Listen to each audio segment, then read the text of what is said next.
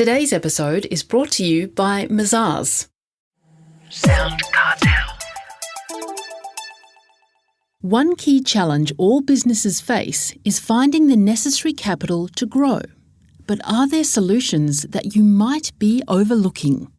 From SoundCartel, I'm Nicole Goodman, and this is Business Essentials Daily.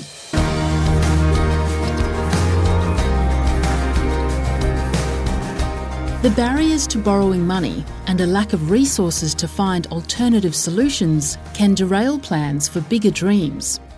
But there are some creative solutions which might surprise you. John Di Natale, Director of EquiWealth, uncovers some of the options available these days. First, he explains to Chris Ashmore 3 main reasons why businesses have trouble finding the necessary capital. One is that most small businesses or emerging businesses don't have the security required by the lending institutions.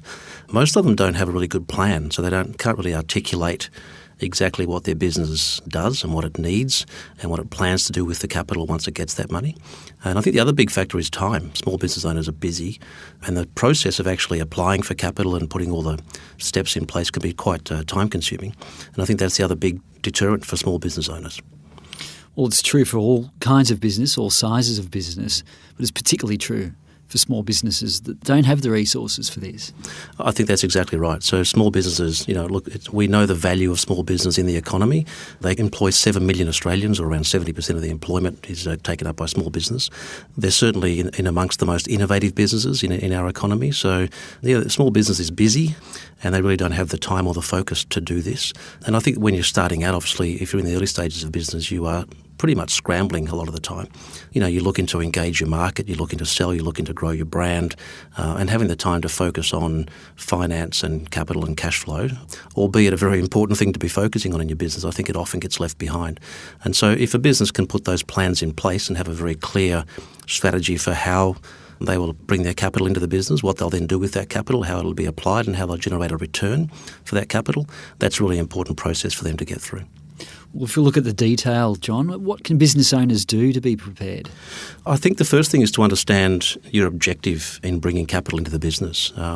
We speak with many small businesses, and it seems to be a trend, I think, that many small businesses start with the objective of bringing on an investor quite early.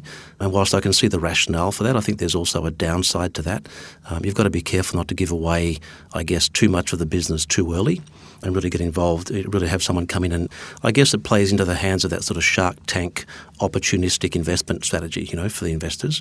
If they can get in early in the business and really invest at a very low value and then have the business grow very quickly, that's ideal from an investor scenario. It may not be the ideal outcome for the business owner, though. So being really clear on your strategy, understanding why you want the capital, when you want the capital, what the timing of that is, and how that capital will be applied, I think is really important. Being really, really clear on your value proposition as a business.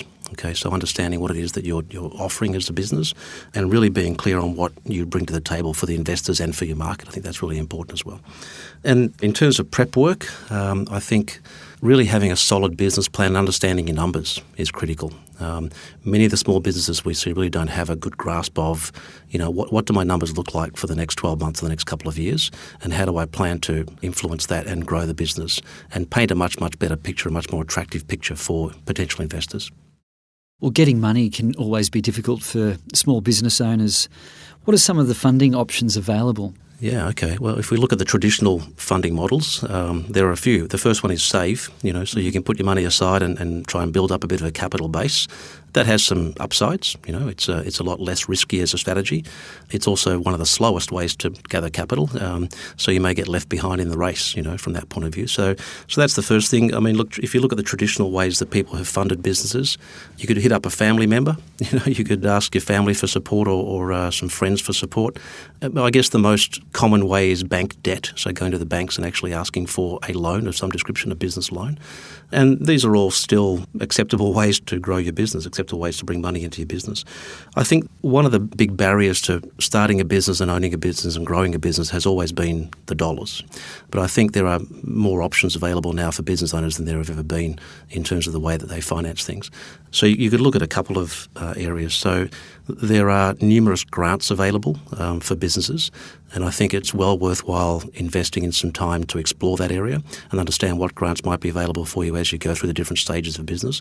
So government grants, entrepreneurs programs, industry skills type funds, those sorts of things, innovation and R&D grants.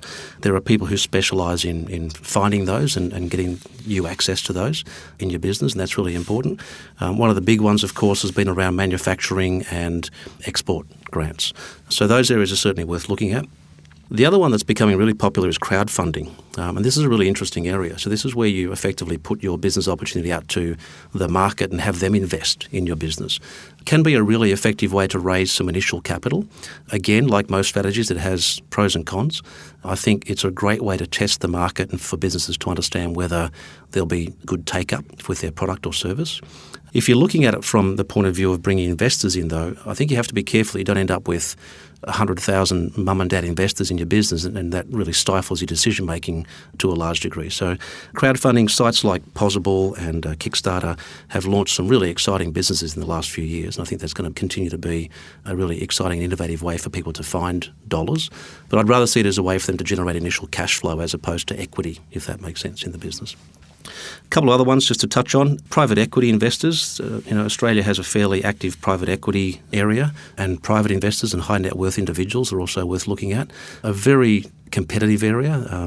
Getting access to these people is not easy, often very time consuming.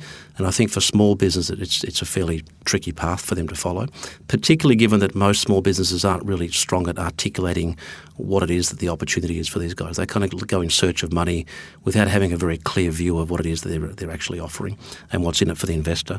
And then, of course, one of the really important questions to ask, I think, is do you actually need the capital at all? So oftentimes people say, well, look, we need to go and raise finance, and you need to ask yourself why that's the case. We know that if you can generate good cash flow and profitability, there are many businesses who have basically bootstrapped their way to success. And I think the timing is really important. So if you're bringing someone in early, you're going to give away a significant chunk of the business for probably not a lot of cash at that point. And if you can hang on for a couple of years and build real asset value in your business and have a much more valuable proposition, be much more organised in terms of your finance options, I think you'll do a better deal, perhaps down the track a little bit. So I think the important question to ask is, do we need the capital right now? Why do we need it? What's our strategy? And what's the outcome we're trying to achieve? That was EquiWealth Director John Di Natale.